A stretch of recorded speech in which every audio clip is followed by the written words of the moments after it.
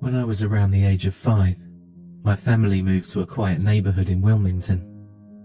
The neighbourhood was composed of a cluster of duplexes, and the streets were shaped into 3 cul-de-sacs, with one road that led in and out to the main road. A new elementary school had been built right behind the neighbourhood, and over the years, it became an attraction for families with children who were looking to rent. By the time I was 8, the neighbourhood, which had once been filled with primarily elderly residents, was replaced with families with children. As one might imagine, we quickly formed friendships and became a close group of friends. As the youngest of the group, I sometimes easily fell prey to being picked on, but for the most part, we got along well enough.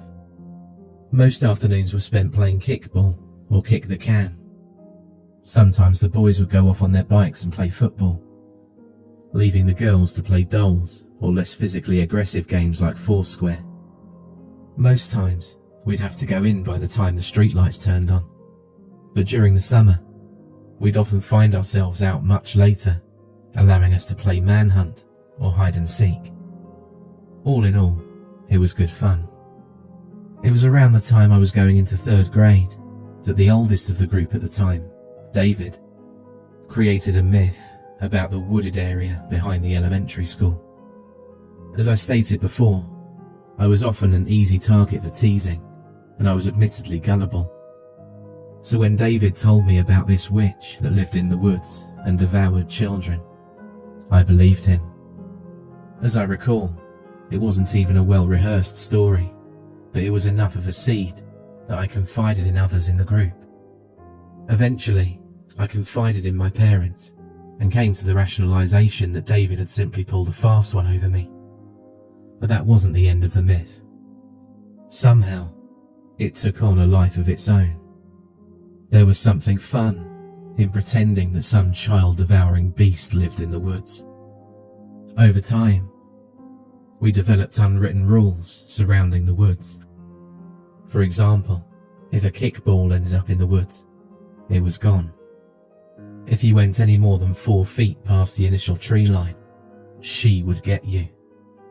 If you lost a toy or a prized possession in your home, it meant that she was hunting you. And if you saw her, breaking eye contact would lead to your demise. We told ourselves that she lived in a cave deep underground, that her body was twisted and angular, proportions that were disturbing and inhuman, her skin pale and frail, stretched taut over her bones so that each bone in her body was painfully visible. We told ourselves she walked on all 4s and had a mouth full of sharp, jagged teeth. In the day, we imagined her with milky white eyes that were too sensitive for the daylight.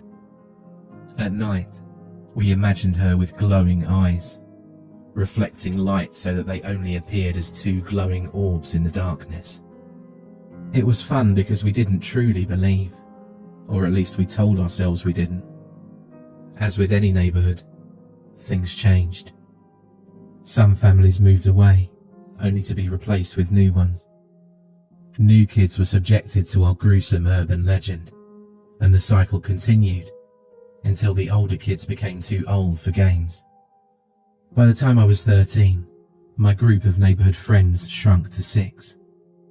We didn't get along as well as we used to, and it was clear most of us were getting to the age that we'd probably drift apart. Still, the times we did share together were good.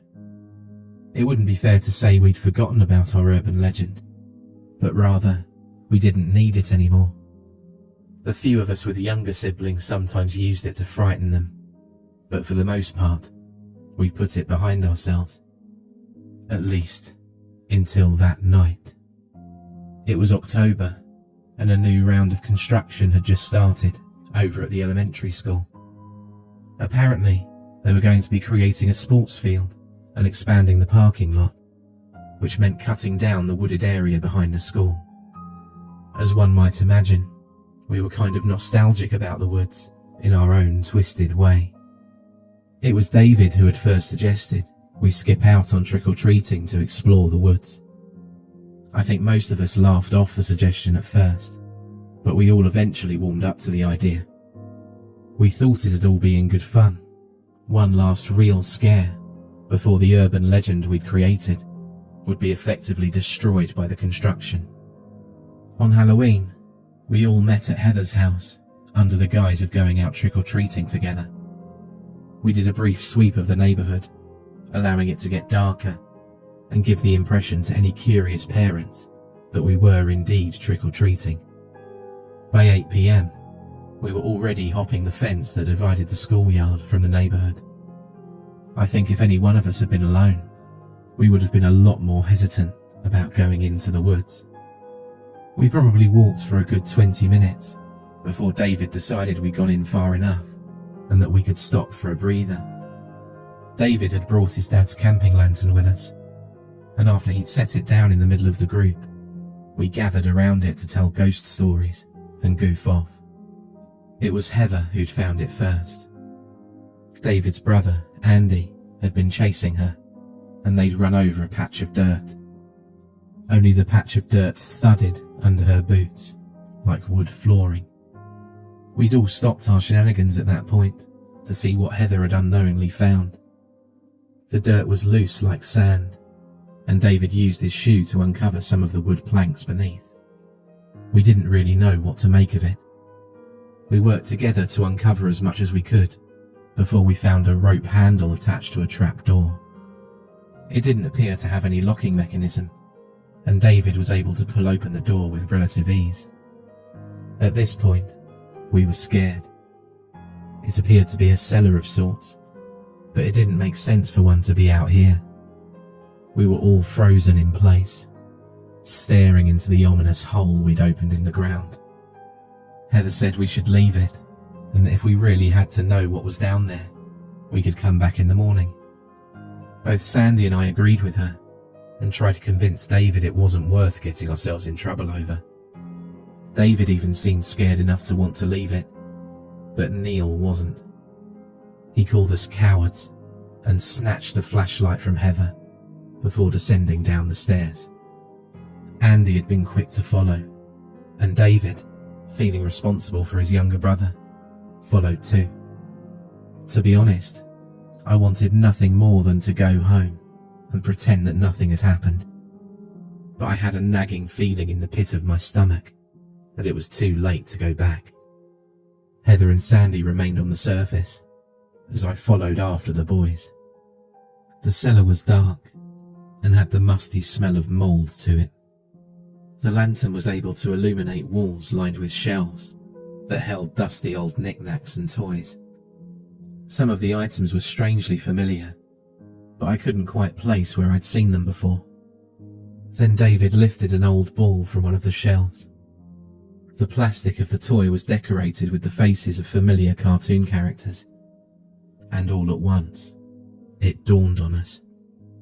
These items were familiar because they were ours. Toys that had gone missing, or footballs that had been accidentally lobbed into the woods. Kites that had been caught on tree limbs and forgotten about. They all lined the shelves like a lost and found archive. It made the hairs on the back of my neck stand on end, and I still remember the cold sweat that overtook me. It was then that Andy had uncovered tunnels in the walls of the cellar that seemingly led out to the surface. In a somewhat frantic state, Andy had backed away from the walls, only to step on an object that crunched beneath his shoes. At first, we thought it was the snapping of a stick, but the lantern revealed to us piles of tiny bones. We'd seen more than enough at that point, and we frantically made our way out of the cellar. None of us really had the time to tell Heather or Sandy what we'd seen, but I know for a fact the terror that had been on our faces that night was more than enough to convince them it had been horrifying. We never did see what was living in that cellar. We thought about telling our parents, but we knew they'd never believe us. Instead, we all waited in anticipation for the day the construction workers uncovered the cellar, but they never did. After that, we all drifted apart. I don't think any of us knew what to make of what we'd experienced. Years have passed since then, and I haven't really put much thought into it. I guess a part of me tried to bury it away somewhere deep and dark in my mind. I'm in my 30s now, and I have a little boy, Michael. My wife and I were recently able to move out of our apartment in the city to a nice neighbourhood in the suburbs. Recently, my son started talking about an imaginary friend. He calls her Agatha. Michael has always been creative and imaginative, but I never anticipated him having an imaginary friend. About a week ago, we started hearing strange noises in the crawl space, and while my wife believes it to be squirrels in the attic, Michael told us it's Agatha. He says Agatha lives there now. He told us not to worry, because she only comes out at night.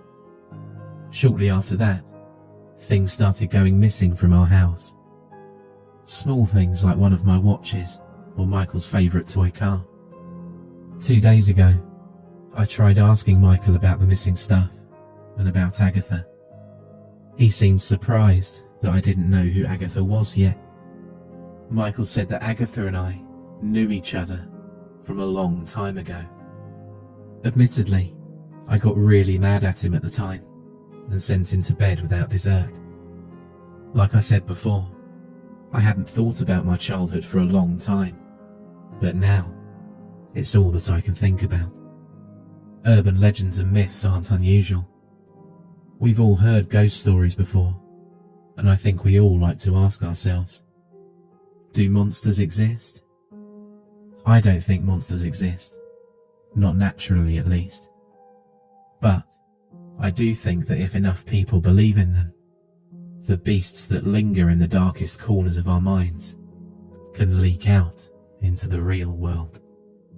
It's a little past 3 in the morning now, or at least I think it is.